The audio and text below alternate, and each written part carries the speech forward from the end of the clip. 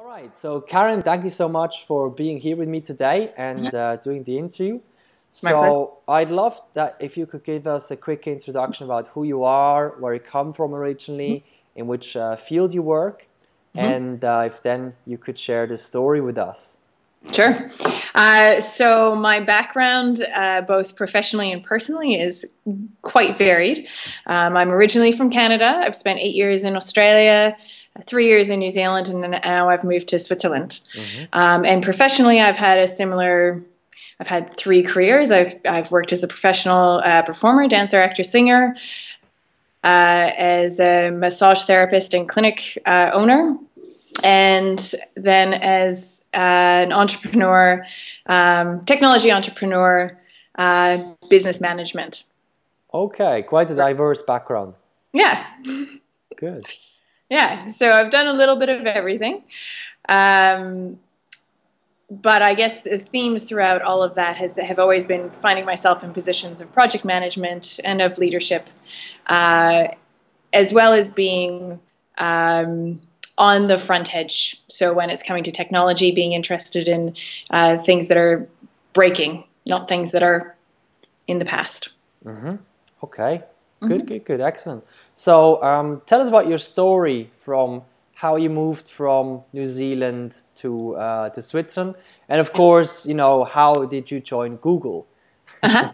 Sure, absolutely. So the decision to move to Switzerland was fundamentally a personal one between my husband and I.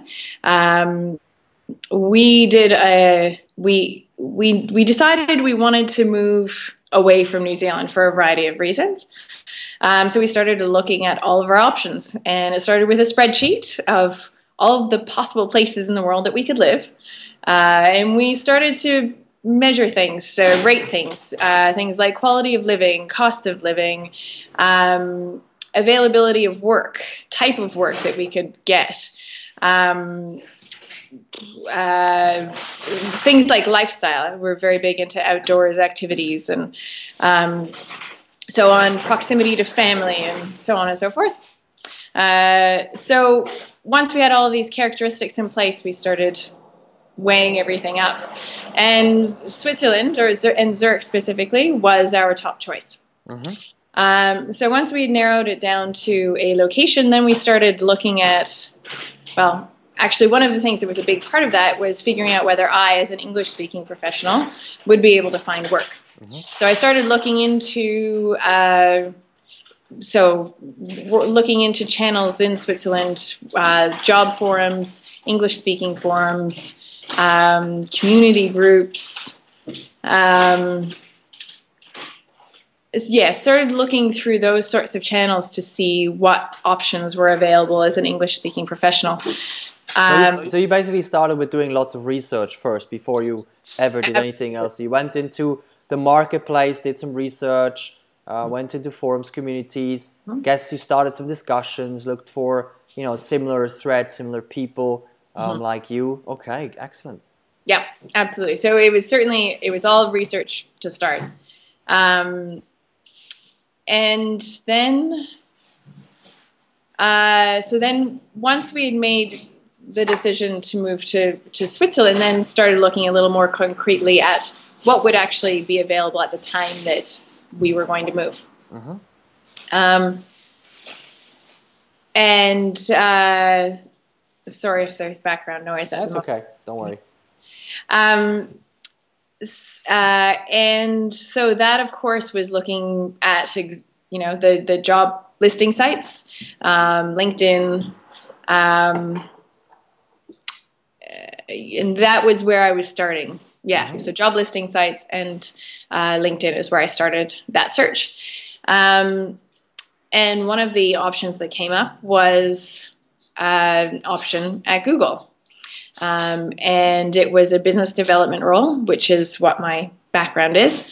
And I thought, I've never thought that I could actually work for Google. In my head, it's an engineering company. And so somebody with business development experience, I kind of don't know what they would have, at that point, didn't know what they would do in Google. So I decided to get in touch and find out what that was all about. Hmm. Okay, okay. Um, Yeah. Now, So when you say the opportunity came up, what do you mean by oh, mean I that? found it on a job listing. Okay, you found it on a job listing. Yeah, Okay. it was posted. Yeah. Okay, okay. So the first thing you did then is what you actually just mentioned is you didn't just apply for the job, but you actually started to once again to do some research. What it's all about. Found Yeah. out more. Yeah. How did you go about that? So there was the research two ways. One is the looking at external content. So Google does a lot of advertising or promotion about what their jobs are all about, what teams are all about, what different offices are all about. So there's a lot of things you can find online that Google publishes themselves. Glassdoor was another very useful site. So looking at comments from people who have held similar roles in the past. Yeah, so that was really useful. And then the other thing that I did was I have quite a few friends that work at Google. So I was able to speak with them directly Okay. to see what they would have to say about the position, Okay. or what they would know about the position, as And they well as worked, asking them. sorry, and they worked in Zurich, these friends, or? I had one friend who worked in Zurich, but the others worked in Google around the world. I know somebody in the Seattle office, a couple Okay. people in Mountain View, somebody that works in New Zealand. They do have Google employees in New Zealand. Yeah, so it was just a matter of asking around to everyone to see what they might know, not necessarily specifically about that position, but about that type of position in the company, and whether they would know anyone in the company that might have a better idea about that role specifically. Okay. And as it turned out, well, so there was that, but then the other thing was just asking about the interview process. How does the interview process work in Google? What can you recommend? So let's see. As it turned out, at one event, this is when I was in New Zealand, there was a national event, a networking, it wasn't specifically a networking event, but it was an investment event where we're bringing together investors and companies that were raising capital. And I was there working with a few companies.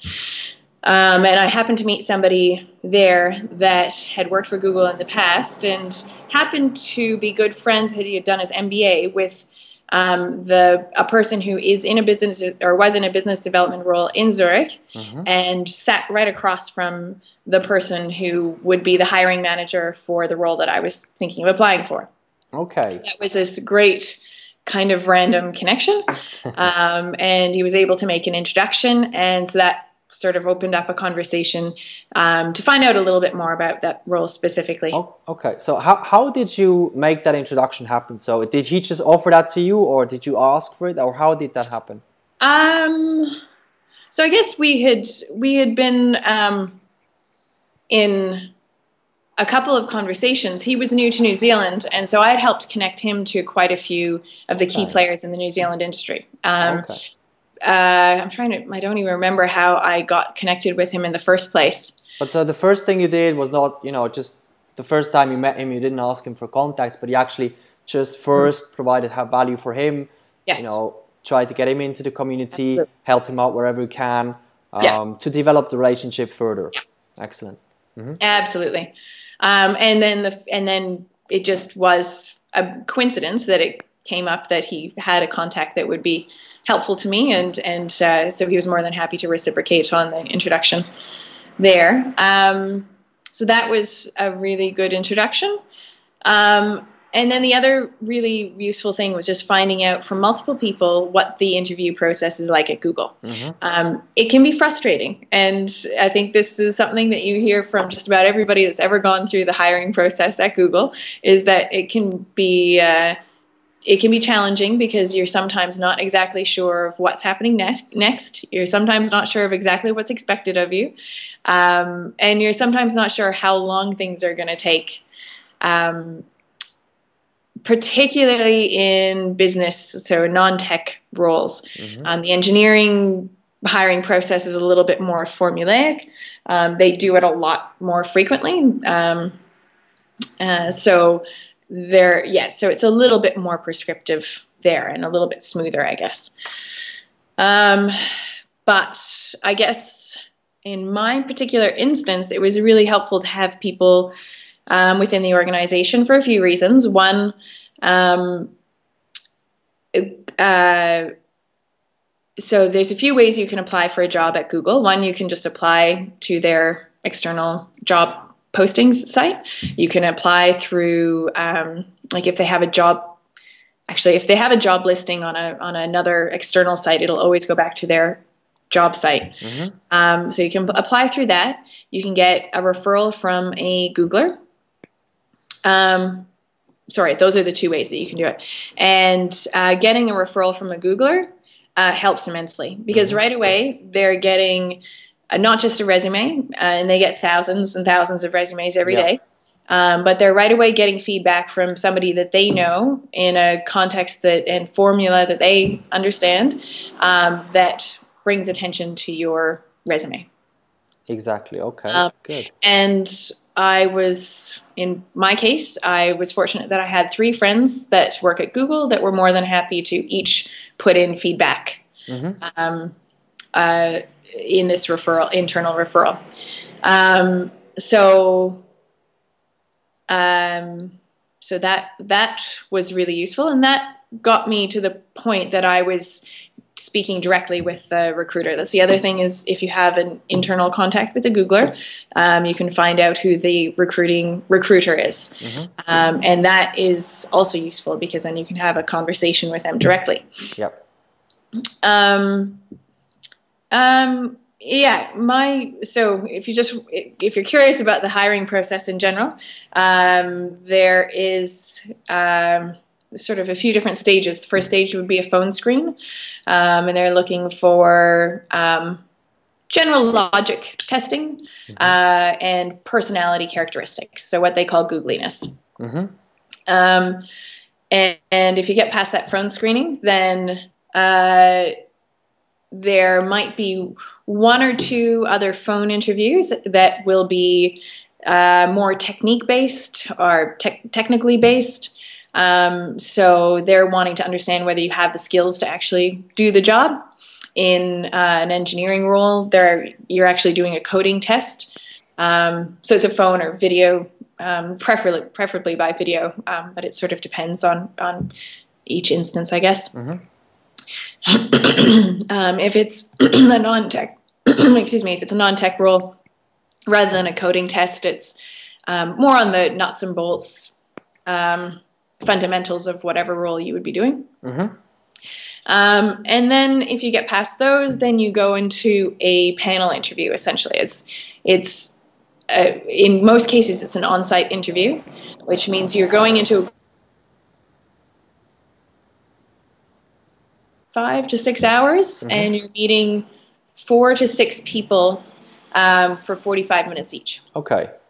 And each one of those people is a different role. They might be a potential colleague. They might be a potential manager. They might be somebody who's done the role in the past. But they're all coming in with a certain perspective and trying to understand a certain something about you. They will each have their own approach to asking questions. So it makes it quite interesting, having a completely varied smorgasbord of interviewers. And it's quite fun as well. You get to meet 4 to 6 Googlers, and it's generally fairly informal. So you're able to have a conversation with them, which is good fun. And then from that on-site interview, generally it would take anywhere from a week to 2, where the feedback is sort of assembled and reviewed. It goes in front of a hiring committee so the hiring committee is completely separate from anyone that interviewed you. So they don't actually meet you, but they review the feedback that comes from the people that interviewed you. and then you find out whether you get the job or not. Okay. Wow. There's a lot of steps in there. Yeah, there are quite a few Okay. steps. Okay. In my case, there were even more Okay. because there were uh, again, being in non-tech roles, they're sometimes a little bit fuzzier to define. And in my case, the original role that I was applying for, they actually decided not to hire for it. But there was something else that they decided to, based on on the referrals and my CV, they suggested another role. And so I applied for that. It was filled by internal capability, so there was another role, so I applied for that. Essentially, there were 3 roles that I ended up applying for. Okay. And it was the third one in which I got the position. Okay. So that was a long chain of opportunities opening up. Correct. Okay. Yeah. Okay. So, but I guess, okay. So from what I hear is you basically the only reason why you actually get to the second and the third job is because you got to the first one through a few connections, and otherwise you probably would never have heard of the other ones, right? Correct. Okay. Yes. Okay. Yeah. Okay. Were they public, the 2 other jobs, or were they just internally? So all jobs are posted Okay. publicly. Yep. Okay. Yep. But obviously, once you have contact with the recruiter, you have a more immediate access to the information of what roles are there. Okay. Okay. Okay. Good. Good. Oh, excellent. Good. Good. Good. Lots of valuable information. So, what do you think is or are the most important things, the kind of things that made you successful to get the job at Google, or at least the interview? The whole interview process is a different thing. But what do you think is the thing that made you successful to get the interview at Google? Recognize that a job search is not an isolated incident. It is something that comes out of who you are and what you do. Anytime you apply for a job, people are going to look back to what you've done in your past. And in today's, hyper-connected social media, digital world, it can't just be on a resume. It's got to be some sort of digital footprint and personality. So it's taking networking not just from who you physically have met, and who might work down the street from you or who might work on the same floor as you, but who in your field can you connect with from around the world, and whether that's via LinkedIn or Twitter or Google Plus or other forums, other professional associations that you might be involved in. All of that is laying the foundation for your credibility and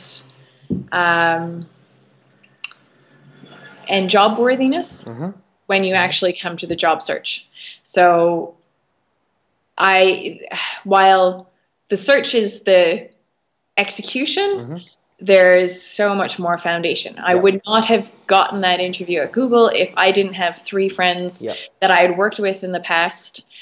So actually only one of them I had worked with in the past, but the other 2 I had personal connections with, and they had seen evidence of my professional work. And so they were able to feel comfortable vouching for me. Exactly. So your networking and your personal branding basically has to be a constant. It can't be something you do like for 3 months, a year, or something like that. But it has to be a constant that you do all the time. What's your take on blogging? So there's a lot of noise out there. I have chosen not to blog because I don't have. I mean, I could say a lot of things, but I don't think I have any clear message that would attract a specific audience. When I was in Wellington and New Zealand, I did get to a point that there were some yeah, there was some audience that I could write things for, but it was usually as part of a larger association, whether it was Okay. you know, professional association or an entrepreneurs group or something like that. I think that I think that yes, I mean blogging is worthwhile. It's important though that you have an audience for it. Oh yes. And if you don't have an audience for it, then find somewhere where there's an audience where you can contribute and be part of that. That's a brilliant point. Yeah, actually, one of my friends, he's very passionate about wrestling, and he just started blogging about wrestling. Not necessarily as part of his career. He's in social media, but he just loves it so much, and it's incredible. You know how much of a brand he's already built by just contributing to another sort of big site with his guest blogs and everything. So it's a very effective way to get to know lots of like-minded people. Yes. Okay, good. So maybe as the last question, what would you recommend personally for others who are trying to get a job at Google? Know people at Google. And work with people that are at Google. Figure out a way that there are a lot of ways that you can collaborate with Google, whether it's through Google's for Entrepreneurs program or get involved with an outreach program. There's a lot out there. So there's a lot of opportunities. Saying that, it is also exceptionally competitive because everybody wants to work at Google. Of course. So that's do something that's memorable. Yeah. You know, do something that's memorable, and those are the sort of things that Google is looking for. Yeah. I know it's a little bit ambiguous, but it's true. I think I know what you mean. I mean, the thing you mentioned before with the footprint, not just, you know, don't just have a CV, but actually create a digital footprint, and that can be a blog. It can be voluntary work. It can be anything that basically leaves a footprint and helps you brand yourself in the way that you want to be seen in the world. It shows the impact that you're having in the world. Yeah. And that is definitely, I mean, any company is looking for that, but Google specifically seeks it out and demands it. Exactly. Yeah, I think this is incredibly important. One of my friends, she basically started a video blog on the side where she helps immigrant women entrepreneurs build communities. And she did plenty of interviews with immigrant women entrepreneurs, especially in the US. And now, after about 6 months, it really gets a lot of traction. She gets job offers like all the time from social organizations, from companies who are involved with immigrant women. And I think this is also a brilliant way to put yourself out there. Yeah, I think another tip maybe is to be tenacious. So you know that it's not going to happen overnight. Oh yeah. It's almost like getting a job is almost an afterthought in some ways. It's the byproduct of having impact in the world. So by doing cool things and having a footprint in the world, the byproduct will be that you get that job that you want. Yes, exactly. I think a lot of people start thinking about the job ways too late once they're in desperate position or have to just get another job, and then once they're in a job again, they forget all about the career development. I think the job comes naturally if you take very good care about your career advancement and career development. Yeah. Excellent. Good. Excellent. Perfect. So thank you very much, Karen, for the interview. It was a pleasure having you here. And I think you provided lots and lots of insights and great inputs for people who want to get a job in Switzerland, and especially at Google. Yep. So great. Thank you so much, Karen, for having for being here. And I'm going to publish the interview on the Jodico blog. Sounds good.